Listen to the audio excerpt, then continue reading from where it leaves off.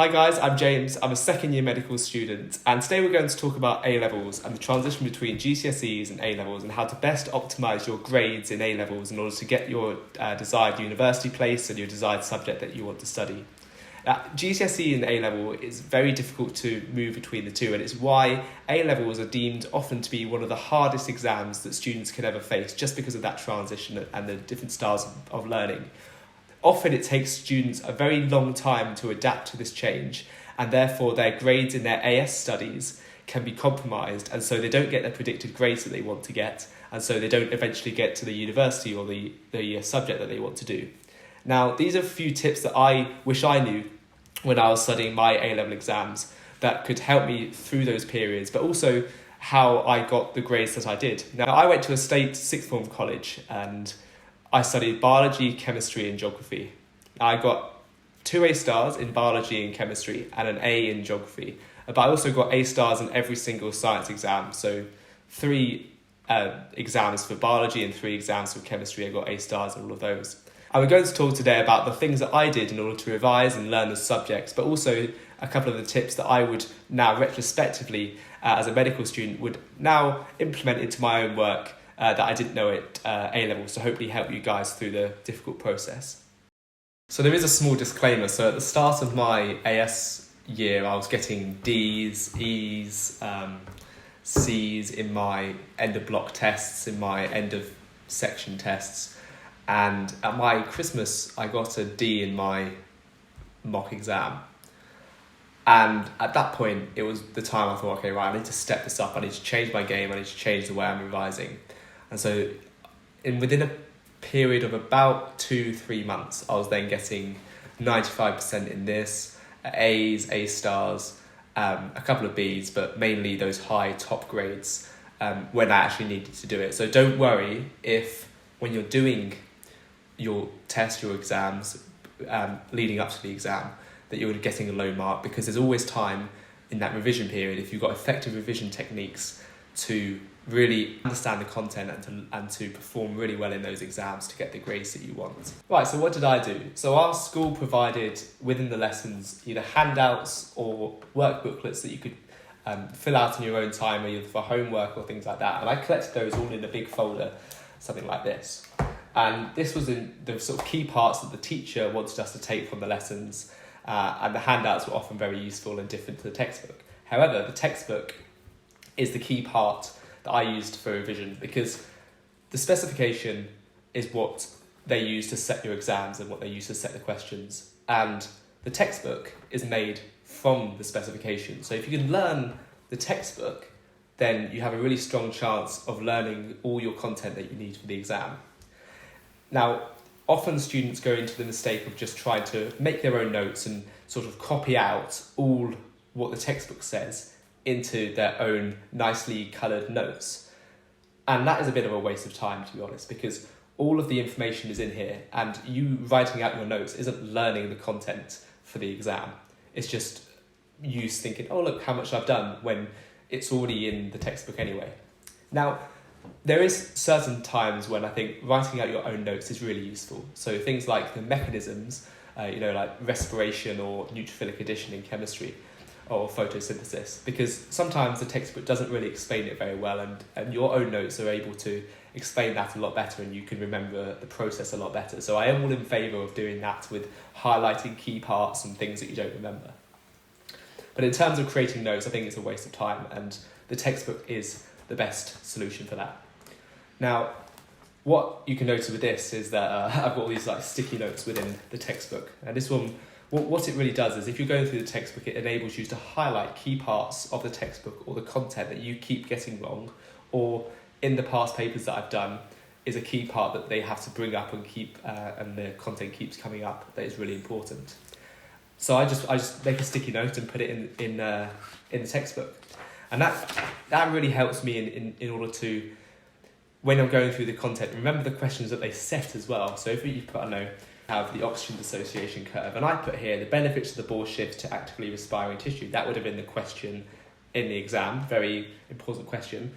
In the textbook, it only has a little tiny bold, it's got a bold thing about Bohr effect and a couple of points easy often to miss out that. So what I've done is I put a sticky note, and there's 5 points that they would have given for the 3-mark question that you could put to get the marks, and I've listed those there. And so that in my brain says, right, here's a section of the textbook and here's questions that they usually do towards that, and learn this and you'll be able to learn that content of the textbook in terms of an exam style question, which is often the link that students can't make, and it's why people say, I can't do exam technique very well, or I know the content but I can't perform in exams. It's because they can't relate the content in the textbook to an exam style question. It's a very difficult thing to do, but I think this does help, especially when going through the textbook. Now, another thing that I also use, and is a very important in terms of learning content as a whole, is say you've got a part in your textbook that you want to learn. Say, for example, biodiversity. Obviously, no one wants to learn that, but you can put, calculating biodiversity on this page. So you get a blank piece of paper with nothing on, and you write calculation in biodiversity on the top. You then close your textbook and try and remember within your head, actively trying to pick out that information in your brain to write it down in one colour on this piece of paper. Once you've done that, you think, okay, what's it actually got to say? You then read the text. It's important to read and understand what it's saying. Everything that you've missed, try and with a different coloured pen, write it in and fill in the blanks of what you haven't got. And so after that, you've got a page where you've highlighted all the things that you struggle on, whilst in the same term actively trying to remember it. And another thing to remember is just to really home in on the stuff that you find difficult, and almost forget about the stuff that you find easy, because the stuff that you find easy is just stuff that you will be able to remember long term. The difficult things and the things you forget should be your focus of your revision. So compiling all the things that you find difficult in one large pieces of paper or one folder. So there are lots of things in chemistry especially that require you just to remember certain colours of reactions, or remember certain pathways or certain words that mean certain things. The best way I found to do this was using flashcards, and I used just pieces of paper that I cut out, usually a question on one side and the answer on the back.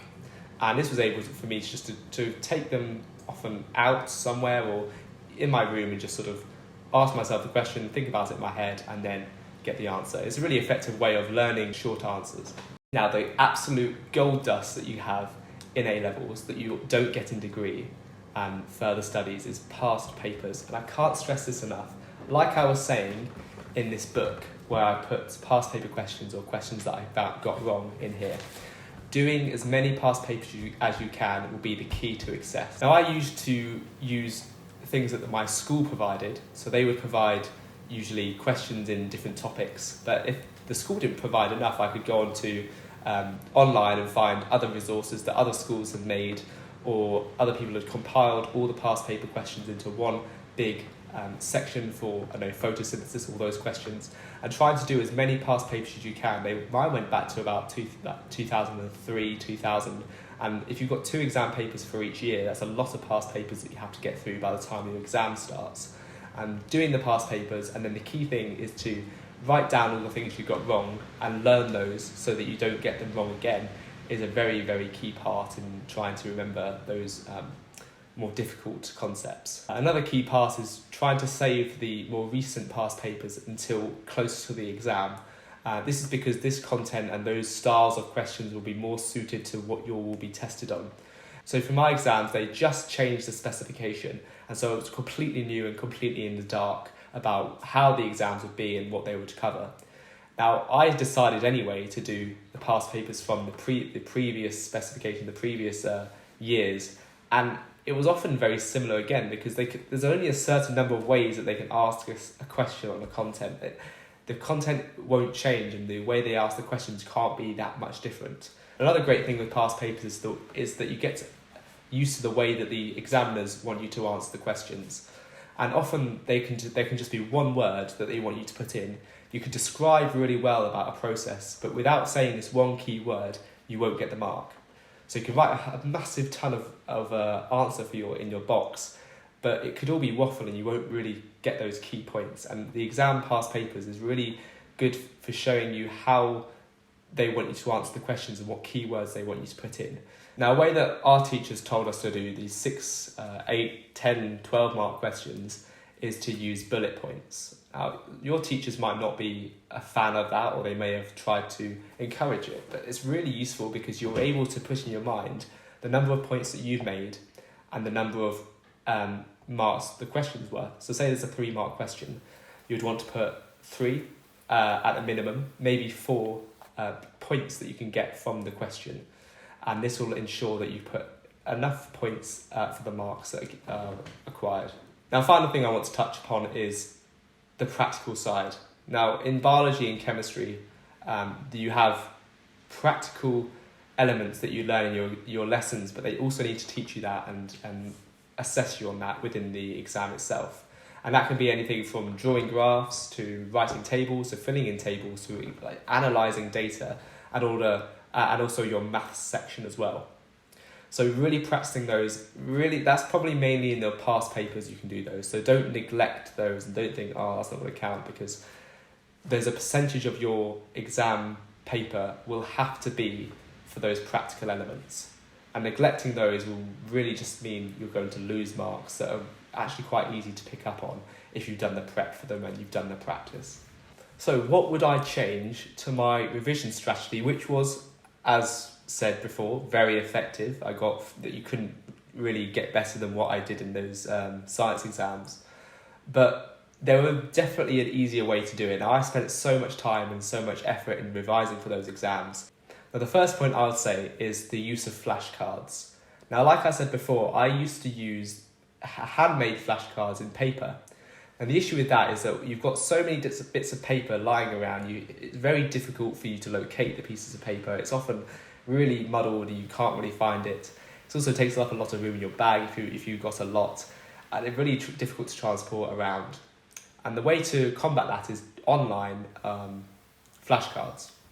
And I use a software in medical school called Anki. And it's a really useful software to do flashcards on because it incorporates both spaced repetition and you're actively recalling information that I was saying about in writing out your notes from memory.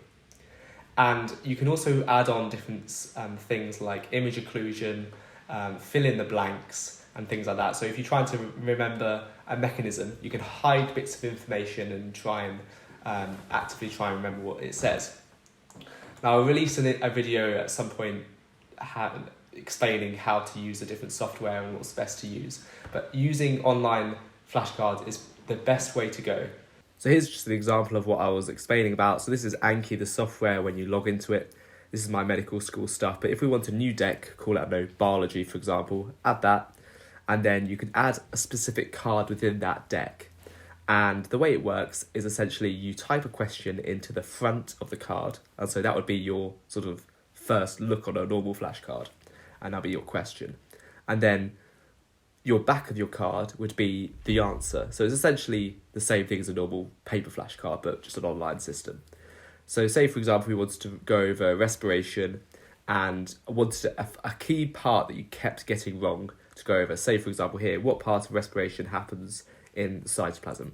And then the answer there, glycolysis. You can pop that into the system, and every time you go over it, it'll ask you how easy and hard it is. So do the question, say if it was fine, it'll come back again in 10 minutes. And then you can press it again, and it will come back in 4 days' time.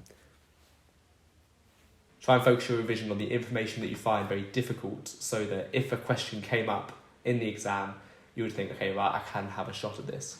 You don't want to go into the exam thinking, I wish they didn't answer this on the exam, because that just means you don't know it very well. So if you can say going into the exam, I don't mind if anything comes up, then you should be at a suitable level to sit the exam. So the final tip that I would give myself as an A-level student back in the day would be make use of your online resources. Because there's people out there who spent the time, spent the effort making loads of resources for people to use. And it would be foolish not to use them, and they're giving them away. So things like YouTube, for example, if you find a concept very difficult, like respiration, you can look up a video, respiration or how to understand respiration. And there'll be hundreds of videos on there that will explain all in different ways. So if you find that the textbook doesn't really explain it very well, and your teacher didn't explain it very well, but there's a guy on YouTube who could explain it really well, that might be suiting your style of learning a bit more, then use it. And it does often help, especially with some of those difficult concepts that you find difficult. Because once you can understand something, it will be a lot easier for you to then revise it. Often students make a mistake of trying to memorize bits of information that they've had in their tests, had in their exams, that they don't fully understand. And what that means is, yes, you can splurge out what the information is, but you can't apply it. So if they ask a question that's similar to what you've revised, but not in exactly the same way, because you don't understand what you've learnt, you won't be able to apply that to the question that they've just asked, and therefore won't get the marks. So understanding it is very key in order to help you remember it, but also apply it to your exam marks and exam mark schemes. So thank you guys so much for tuning into this video. I hope it helped you in your A-levels, and I wish you all the best in your exams whenever you have them. If you did like the video, subscribe down below, and I'll be releasing a few more videos alongside this in terms of how to do the things that I've just explained. And if you want any comments or any extra videos about the process or anything like that, leave a comment below and I'll try and provide some information and resources for you to use for that as well.